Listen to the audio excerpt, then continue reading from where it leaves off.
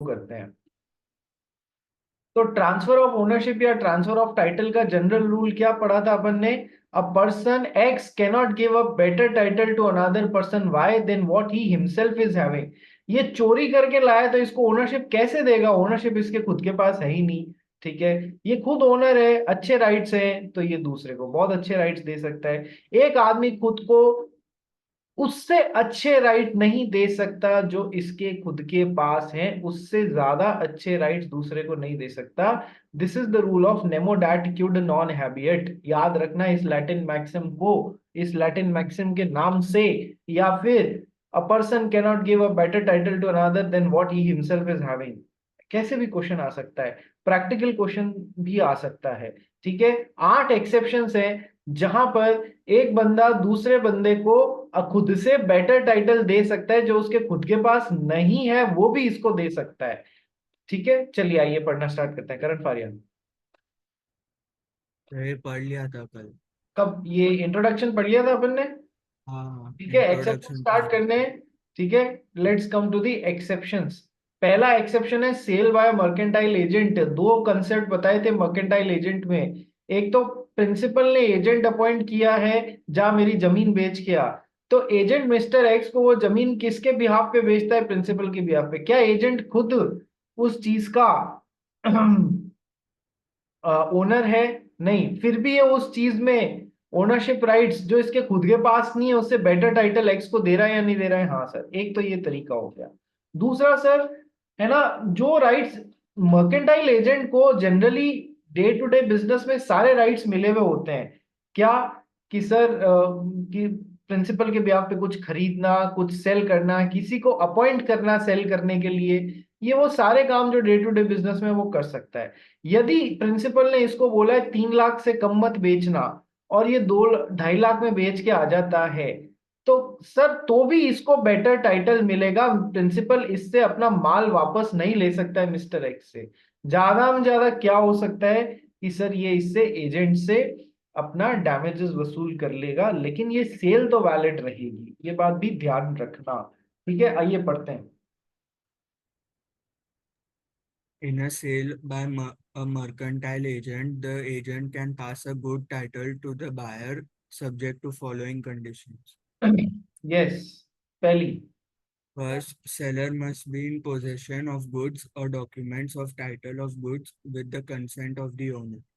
Sir, seller जो है, principal को अपनी कार बेचनी थी तो एजेंट को दी, तो एजेंट के पास में या तो कार होनी चाहिए या उस कार के पेपर्स होने चाहिए जिसको दिखा के वो मिस्टर एक्स को वो कार बेच रहा है। सबसे पहली रिक्वायरमेंट क्या होनी चाहिए? The seller must be in possession of goods और in possession of document of title to goods. ठीक है, with the consent of the owner. Second, He must be expressly authorized by the owner to sell the goods. Express authorization होना चाहिए, either in oral और in writing using words. Express authorization होना चाहिए कि तुझको right है, तू जाके इस माल को बेच के आ। Third, The buyer must act in good faith. Buyer को ये सब कहानी ध्यान नहीं है कि पीछे 3 लाख में बेचने का बोला या 2.5 लाख में। उसने तो ये देखा हाँ ये एजेंट जैसे काम कर रहा है, ठीक है, जाके खरीद लिया, काम खत्म। ठीक है, तो buyer must act in good faith. इन दोनों का आपस में कॉनिवेंस नहीं होना चाहिए। कॉनिवेंस मतलब, देख मालिक ने तो मेरे को 3 लाख में बेचने बेचने का बोला है, मैं 2.5 में बेचता हूँ, तू भी 2.5 में खरीद ले, तो काम पक्का हो जाएगा। बाद में देखेंगे मालिक का क्या करना है, अभी तो 50,000 रुपए जो प्रॉफिट आएगा वो अपन दोनों बांट लेंगे। ऐसा नहीं होना चाहिए। Buyer must act in good faith. Next, ये सब इंपॉर्टेंट है भैया। Next, The buyer must have no notice of the fact that the seller is not the owner of the goods. ठीक है, buyer must have no notice of the fact that the seller is not the owner of the goods. कई बार ऐसा भी होता है कि sir agent खुद ही खुद को मालिक बता के मतलब ये डिस्क्लोज नहीं कर रहा है कि पीछे कोई प्रिंसिपल भी है, वो खुद ही भेज दे रहा है। तो ये जो गुड फेथ का पॉइंट है ये इससे भी अटैच हो सकता है। बायर को पता ही नहीं, बायर को तो लगा कि मिस्टर एजेंट जो है उनके पास में या तो प्रॉपर्टी है, कार है, या फिर उसके पेपर्स हैं, तो यही ओरिजिनल ओनर है। ठीक है, बायर को ऐसा भी लग सकता है, तो वो गुड फेथ में इससे खरीद लेता है, उसको पता नहीं पीछे कोई प्रिंसिपल भी बैठा है। ऐसा भी हो सकता है। तो भी सर ये सेल वैलिड रहेगी, a person can give a better title to another person than what he himself has. ठीक है, क्या क्या बातें पढ़ी है? Seller must be in possession of goods और document of title of goods. ठीक है, इनमें से कोई एक होगा। With the consent of the owner, he must expressly be authorized by the owner to sell the goods. The buyer must act in good faith. If the buyer must have no notice of the fact that seller is not the owner of goods. The sale was made by him in ordinary course of business. Normal जैसे day to day काम में किया जाता है वैसे ही करी गई है। तो सर भले ही मर्केंटाइल एजेंट खुद उस माल का ओनर नहीं था, उसने खुद से बेटर टाइटल बायर को दिया है। ठीक है, next, sale by one of the joint owners. क्या बताया था इसके लिए कि सर जॉइंट ओनर्स हैं, एक्स वाई जेड ने मिलके एक ट्रक खरीदा है, सबकी सहमति से वो ट्रक वाई के घर के बाहर पार्क कर दिया गया है, वाई के घर पे पार्क कर दिया गया है। ठीक है, सबकी सहमति से, और जॉइंट ओनरशिप है तीनों की। क्या ये खुद ओनर है 100% का? नहीं सर, ये केवल 33% का ओनर है। तो भी मिस्टर ए आए, उन्होंने देखा कि ट्रक इसके वाई के प्रेमाइसेस पे खड़ा है, उनको पता नहीं था कि जॉइंट ओनर्स हैं, गुड फेथ में इन्होंने काम किया और बोला ट्रक बेचेगा क्या? इसने बोला हाँ बेचूंगा, जाके वो ट्रक इनको बेच दिया। सर इसके पास में जो राइट नहीं थे वो उसने बेटर टाइटल मिस्टर ए को दे दिए। इसके पास में तो केवल 33% ओनरशिप थी, इसने ए को 100% दे दिए, ये बात ध्यान रखना। ठीक है, हाँ इनकी रेमेडीज होंगी, लेकिन ये सेल तो वैलिड रहेगी। ये अपनी रेमेडीज किससे वसूलेंगे? अपने जॉइंट ओनर, जॉइंटली जो इनके साथ में आया था मिस्टर वाई, उससे वसूलेंगे। ठीक है, sale by one of the joint owners पढ़ गई। In case of sale by joint owner, co-owner can pass a good title to the buyer in following cases. हाँ, First, the joint owner must be in sole possession of the goods with the permission of all the other co-owners. क्या बताया था कि sir वो truck Y के घर पे सबकी सहमति से खड़ा किया गया, यही वो पॉइंट है। One of the joint owners must be in sole possession, अकेला उसके पास में वो गुड्स पड़ा है, with the permission of all the other co-owner, सबने मिलके ही तो वहां पर पार्क किया था और अकेले उसके पास में पूरी चीज का पोजेशन है। Second, The buyer must have bought goods in good faith. Buyer को पता नहीं होना चाहिए पीछे कोई ऐसी सिचुएशन चल रही है। ठीक है, the buyer must have bought the goods in good faith. Third, The buyer must have no notice of the fact that the seller is not the owner of the goods. Buyer को पता, ये दोनों एक साथ ही आएंगे। ठीक है, buyer को पता होता है सेलर गुड्स का ओनर नहीं है, तो क्या वो खरीदता? उसने तो गुड फेथ में खरीदा ये सोच के कि यही पूरा ओनर है। ठीक है, तो सर क्या इससे वो ट्रक वापस लिया जा सकता है? अरे नहीं, ये वैलिड सेल है। ठीक है, इनको जो भी रेमेडी लेनी है मिस्टर वाई के खिलाफ लेंगे। ठीक है, सेल तो वैलिड है, ट्रक वापस मांगा नहीं जा सकता यदि गुड फेथ में ए ने खरीदा है तो। ठीक है भाई, बात समझ में आ गई? पूंजी मैडम, सुहाग, गोयल, नीव, महक, समझ में आ गई तुम लोग को? हाँ सर। आ गई ना? तो वीडियो भी ऑन कर लो। पूंजी, महक, महक मैडम। पर एक सेकंड कर लूँ। ये यश काबरा कहाँ पर है आजकल, किसी को ध्यान है क्या? Hmm, anybody aware where is Yash Kabra these days?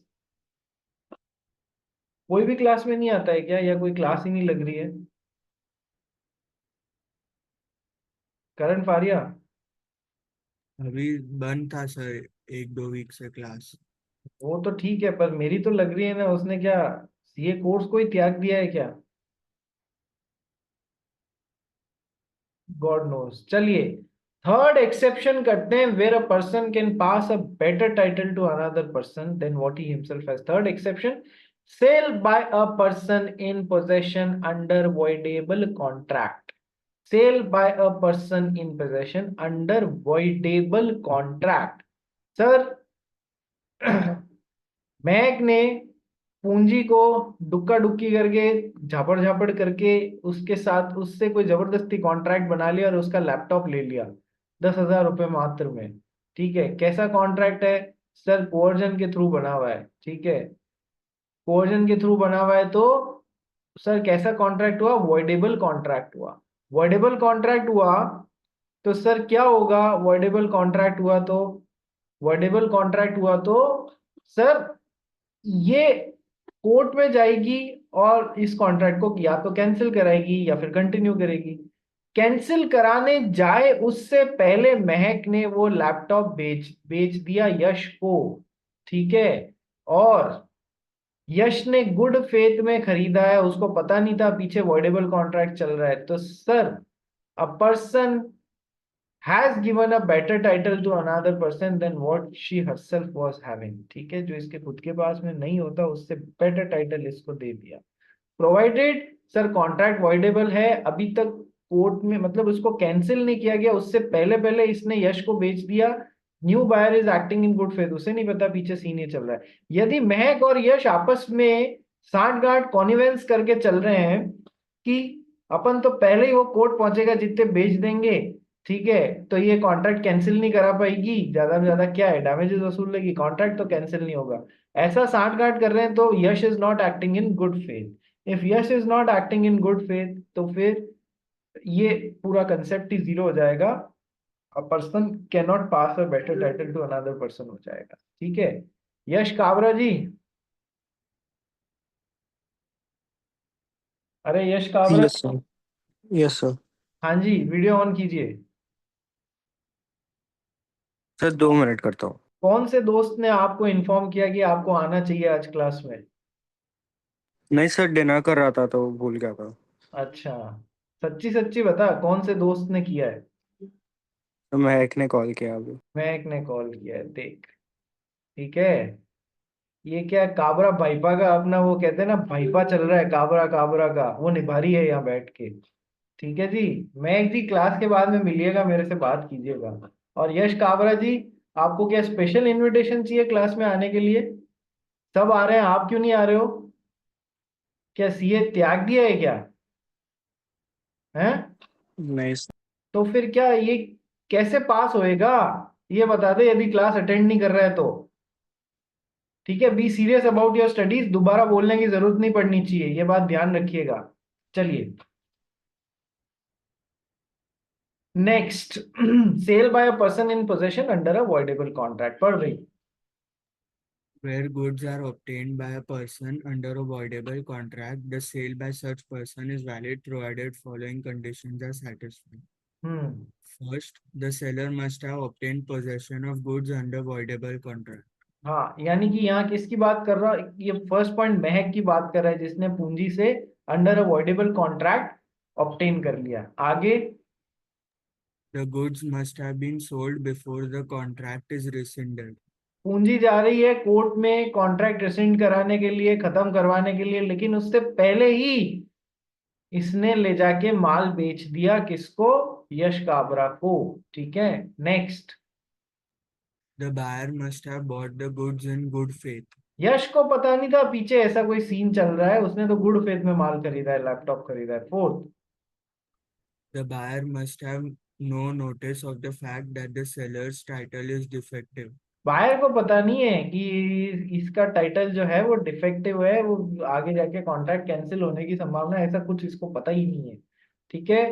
Fourth point, where a person can give a better title to another person than what he himself has, nemo डेट्यूड नॉन हैबियट का exception number 4। Sale by seller who has already sold the goods but is still in possession of them. क्या बताया था कल? Sir ये showroom है, showroom पे किसका शोरूम है सर? फर्नीचर का शोरूम है। शोरूम पे एक टेबल चेयर का सेट पड़ा हुआ है। करण फारिया यहाँ पर पहुंचा, इसको सीए की पढ़ाई के लिए पढ़ाई अच्छे से करने के लिए एक टेबल चेयर के सेट की जरूरत थी, ये यहाँ पर पहुंच गया।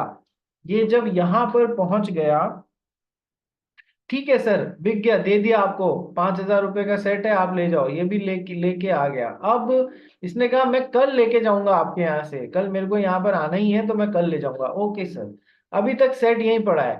सडनली यश काबरा को भी लगा कि हाँ मेरे को भी सीए करनी चाहिए, और वो भी इसी शोरूम पे पहुंचा टेबल चेयर खरीदने के लिए। उसको भी यही टेबल चेयर पसंद आई जिसकी ओनरशिप ऑलरेडी करण फारिया के पास में जा चुकी है। क्यों जा चुकी है, थोड़ा सा सोच के बताओ। ये कैसे गुड्स हैं कि सर ये स्पेसिफिक गुड्स हैं? स्पेसिफिक गुड्स में which are in deliverable state and price determined, ownership कब ट्रांसफर हो जाती है?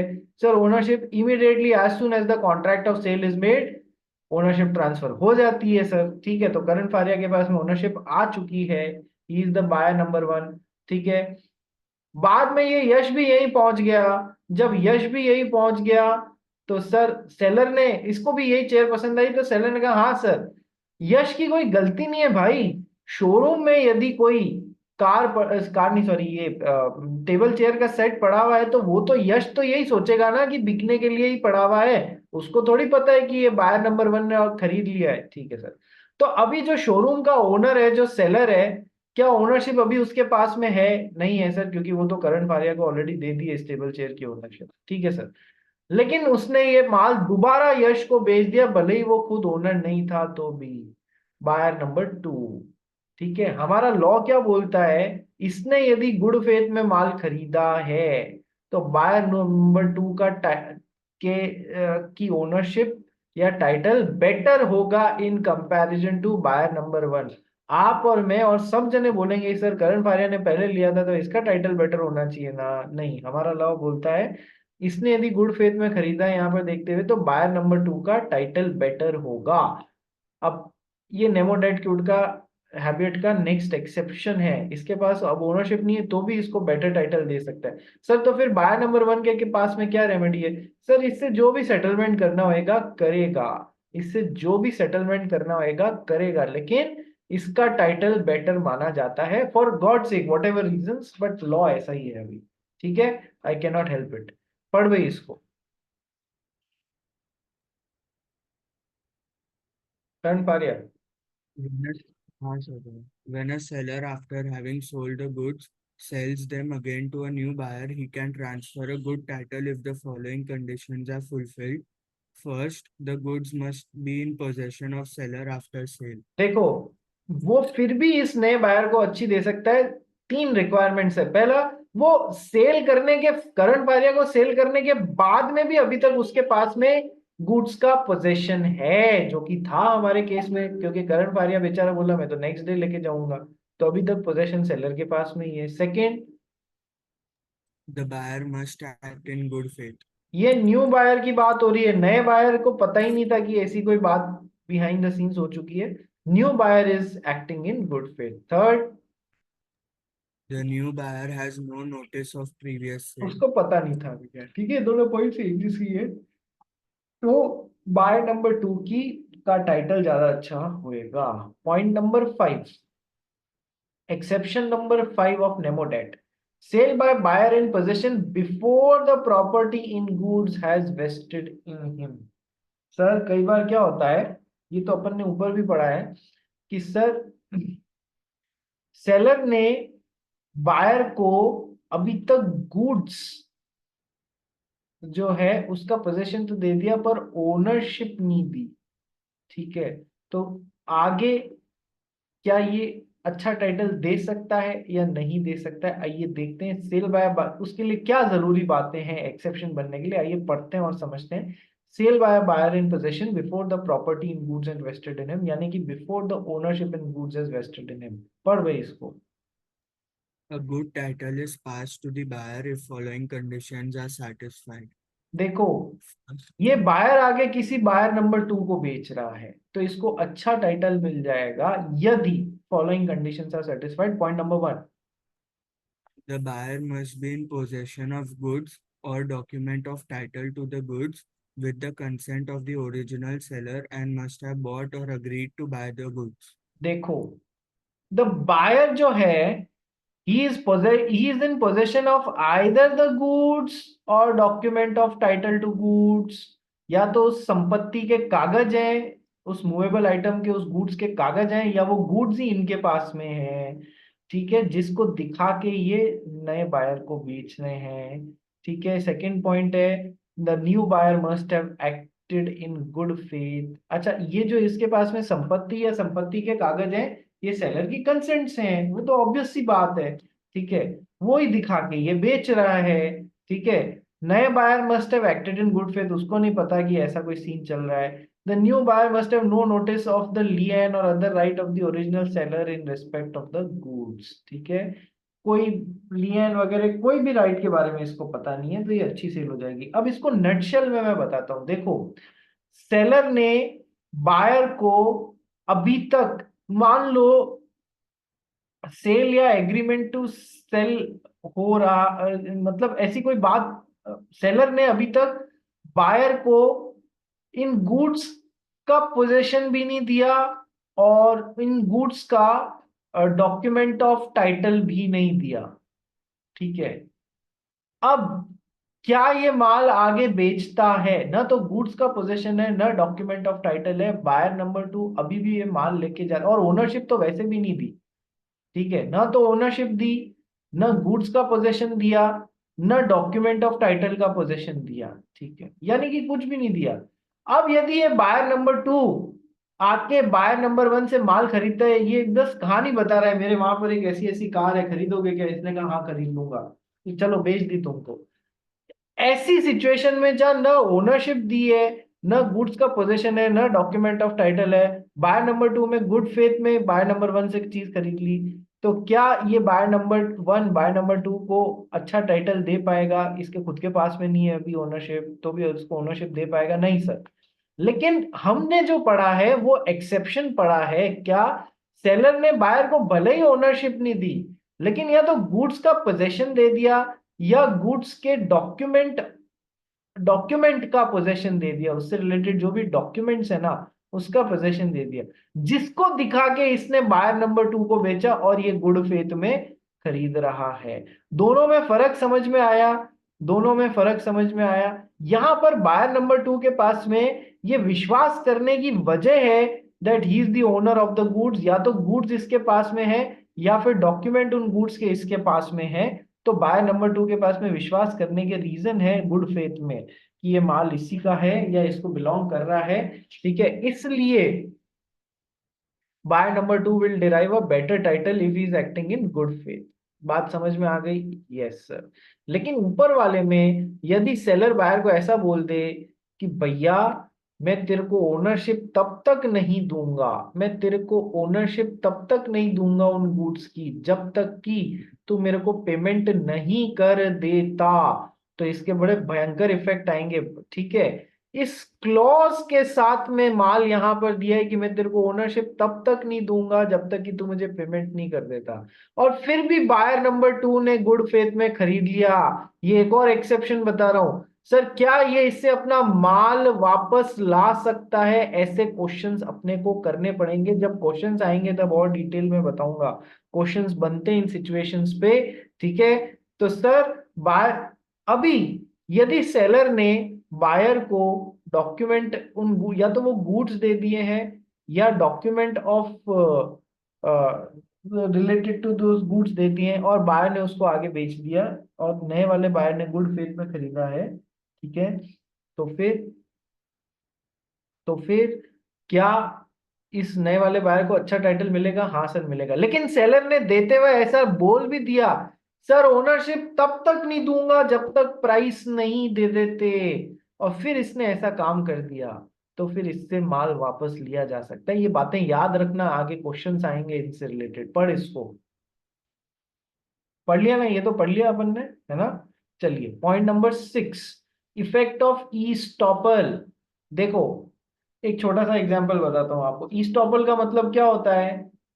यदि आपने किसी के सामने कोई चीज रिप्रेजेंट कर दी है जो कि सही नहीं भी है, तो भी अब आपको वैसे ही एक्ट करना पड़ेगा जैसे वो चीज सही है। You will be estopped from denying the truthfulness of that fact afterwards, that is the rule of ईस्टॉपल।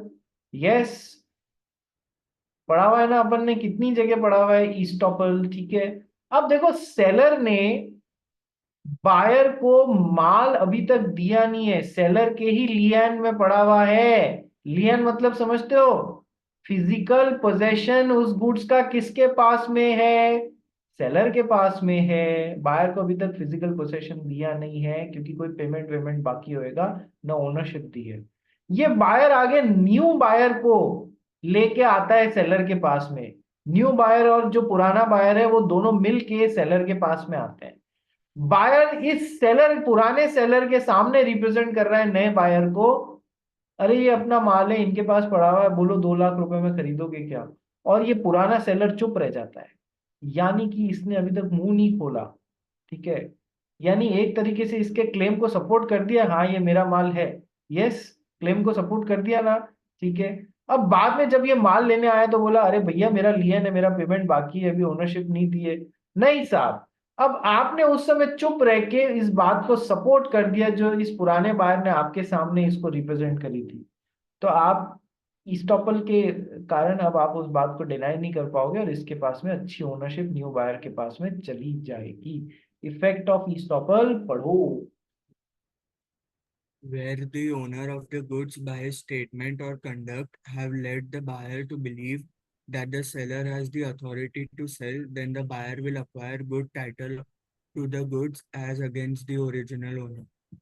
बात समझ में आ गई? Where the owner of the goods by his statement और कंडक्ट, या तो अपनी बातों से या अपने बिहेवियर से, have led the new buyer to believe that the seller has authority to sell, then the buyer will acquire good title to the goods as against the original।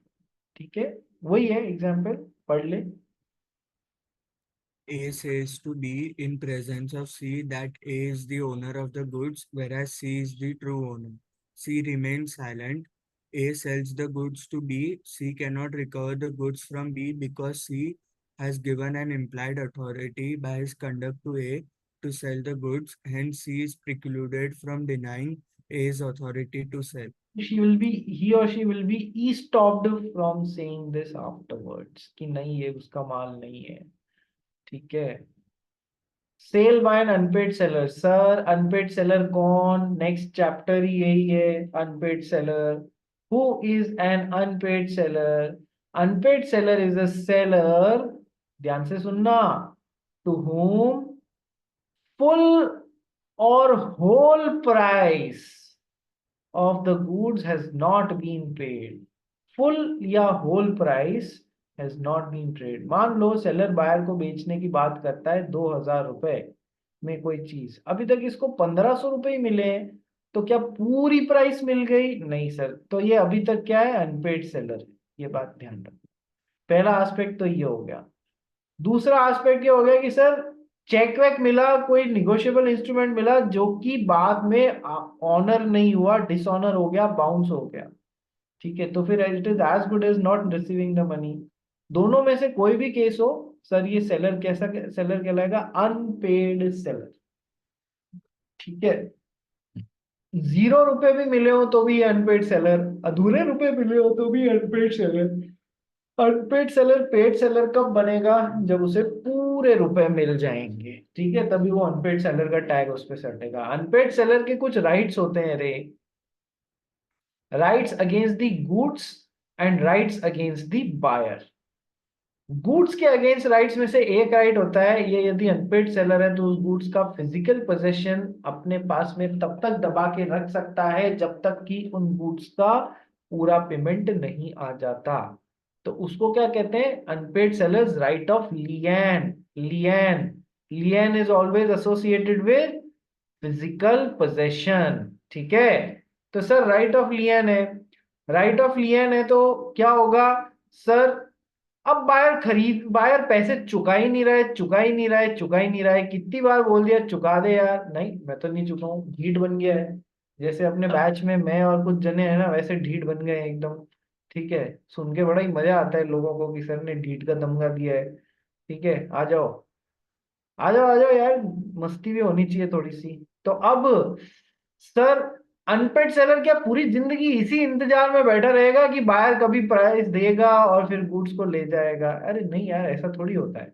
तो अनपेड सेलर एक particular reasonable amount of time के बाद में क्या करेगा? उन right, उसके पास में एक राइट टू रीसेल भी आएगा कि वो उन गुड्स को वापस बेच सकता है आगे किसी को। अनपेड सेलर ने यदि ओनरशिप बायर को दे दी है लेकिन बायर से अभी तक पेमेंट नहीं आया तो वो गुड्स का राइट ऑफ लियन है। राइट ऑफ लियन है सर, ओनरशिप तो अब बायर के पास में चली गई है, सेलर की तो रही नहीं है। तो भी जब ये रीसेल का राइट एक्सरसाइज करेगा, किसी और को बेचेगा, तो भले ही इसके खुद के पास में ओनरशिप नहीं है तो भी he can give a better ownership to mister new buyer than what he himself has. उसके खुद के पास में ओनरशिप नहीं है तो भी ये न्यू बायर को अच्छा title, better title than what he himself has, उससे बेटर टाइटल दे सकता है। That is what is sale by an unpaid seller. ठीक है, आगे पढ़ गई इसको। Where an unpaid seller who has exercised the right to lien or stoppage in transit and is in possession of the goods resell them, the second buyer will acquire good title to the goods as against original buyer.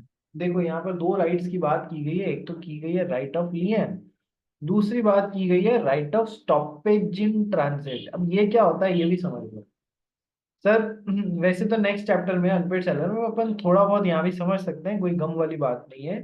Seller ने माल career को दे दिया, transit में डाल दिया कि जाओ भाई ये फलाने चंद जी हैं बायर, ये मुंबई में बैठे हैं, मैं तो पुणे में हूँ। अभी तक माल ट्रांजिट में चल रहा है, ठीक है। अब ट्रांजिट में चल रहा है, जितनी खबर आती है, क्या खबर आती है मीत बाबा, कैसी खबर आनी चाहिए? कुछ हिलती, कुछ हिलाती हुई खबर आनी चाहिए। साहब बायर इंसॉल्वेंट हो गया, अभी तक माल उस तक पहुंचा नहीं है, जितने में खबर आती है बायर इंसॉल्वेंट हो गया, सेलर के फूल गए हाथ पांव, हाथ पैर फूलना समझते हो? अरे बाप रे, एक 10 लाख रुपए का माल भेजा हुआ है, वो इंसॉल्वेंट आदमी के हाथ लग गया, तो अपने को पूरा पेमेंट तो मिलने नहीं वाला है। तो इसके पास में, सेलर के पास में, अपार्ट फ्रॉम, देखो गुड्स के अगेंस्ट बहुत सारे राइट्स होते हैं, उसमें एक राइट तो होता है राइट ऑफ लियन, फिजिकल पोजेशन अपने पास में तब तक रख लेना जब तक कि पेमेंट नहीं आ जाता। दूसरा राइट होता है right of stoppage in transit, ये उस माल को रास्ते में रुकवा सकता है, स्टॉपेज इन ट्रांजिट कर सकता है कैरियर को बोल के। पर ओनली एक सिचुएशन में right of stoppage in transit मिलता है, वो ये जब बायर इंसॉल्वेंट हो गया हो, उसी समय एसआईटी का राइट मिलता है स्टॉपेज इन ट्रांजिट। इसके अलावा कोई सिचुएशन में right of stoppage in transit नहीं मिलेगा। बात समझ में आ गई? ये क्लैरिटी रखना। तो राइट ऑफ लियन एक्सरसाइज किया या स्टॉपेज इन ट्रांजिट, ट्रांजिट से माल वापस मंगा लिया क्योंकि बायर जो था वो इंसॉल्वेंट हो गया था, तो फिर मतलब दोनों ही केसेस में गुड्स का पोजेशन उसके पास में है ना? यस सर, वापस मिल जाता है। यस सर, तो सर उसको राइट मिलता है रीसेलिंग का। The second buyer will acquire a good title to the goods as against the original buyer. ध्यान रखिएगा। आइए चलते हैं last exception to nemo dat, sale under provisions of other act. Sir दूसरे एक्ट्स में भी बहुत सारे प्रोविजंस हैं जिससे कि सेलर जो है वो खुद, जो उसके पास टाइटल नहीं है, उससे बेटर टाइटल एक बायर को दे सकता है। कैसे? फॉर एग्जांपल मान लो कि सर कोई इंसॉल्वेंट हो गया है या कंपनी जो है वो बैंकरप्ट हो गई है, तो उस कंपनी या उस इंसॉल्वेंट आदमी के बिहाफ पे कौन आएगा? सर ऑफिशियल रिसीवर या लिक्विडेटर आएगा। कंपनी या इंसॉल्वेंट के सारा का सारा एसेट्स इसके पास में चले जाएगा। तो अब इसको लोगों की लाइबिलिटीज चुकानी होगी, तो उन एसेट्स को बेचा जाएगा किसके द्वारा? ऑफिशियल रिसीवर के द्वारा। क्या ऑफिशियल रिसीवर खुद उस माल का ओनर है? नहीं सर। पर वो जिसको भी बेचेगा नए बायर को, खुद के पास नहीं है, उससे बेटर टाइटल अपने न्यू बायर को दे देगा। बोलो बात समझ में आई? बोलो बात समझ में आई? Yes sir. ये तो हो गया sale by an official receiver और liquidator of the company will give the purchaser a valid title. Second मैंने आपको बताया था finder of lost goods can also sell under certain circumstances. मैं तो रास्ते से जा रहा था, भेलपूरी खा रहा था, मुझे डायमंड रिंग पड़ी हुई मिली। कितनी बार ये गाना सुना दिया है आपको, ठीक है। डायमंड रिंग पड़ी हुई मिली, तो या कोई भी चीज पड़ी हुई मिली, तो क्या वो फाइंडर ऑफ गुड्स जो है वो उसका ओनर बन जाता है? नहीं सर। सर क्या ये माल किसी और को बेच सकता है? Sir only under exceptional circumstances. क्या? नंबर वन, या तो वो गुड्स पेरिशेबल इन नेचर हो, जल्दी उस सब्जी की टोकरी मिली पड़ी हुई, उसको सही टाइम पे ठिकाने नहीं लगाया तो वो खत्म हो जाएगी, पेरिशेबल इन नेचर है, तो फिर वो बेच सकता है, भले he is not the owner himself, और वो खरीदने वाले को भी अच्छा टाइटल देगा। सेकेंड सिचुएशन, सर यदि फाइंडर ऑफ गुड्स का उस गुड्स की केयर टेकिंग प्लस उस गुड्स के ओनर को ढूंढने में उस गुड्स की वैल्यू का 66%, 2/3, व्हाट आई मीन टू से 2/3 या उससे ज्यादा खर्चा हो गया उस गुड्स की वैल्यू का, तो अब पूछने की जरूरत नहीं है, वो उस गुड्स को बेच सकते हैं, अपना खर्चा ले सकते हैं, बाकी बचा हुआ उनको जब भी ओनर मिले उसको ट्रांसफर करना होगा। ठीक है। इन दो कंडीशंस के अलावा फाइंडर ऑफ गुड्स उस माल को नहीं बेच सकते हैं। ये बात ध्यान रखिएगा। और लास्ट क्या है, अ cell by a pawnee can convey good title to the buyer, यानी कि मैंने आपके पास में गुड्स गिरवी रखा उधार लेके, मैं आपको उधार चुका नहीं पा रहा हूँ, तो फिर आप उस गुड्स को बेच के अपना पैसा वसूल सकते हैं, भले ही आप ओनर नहीं थे तो, और आप बेटर टाइटल देंगे। सेम लिंक पे वापस रिज्वाइन करो भैया।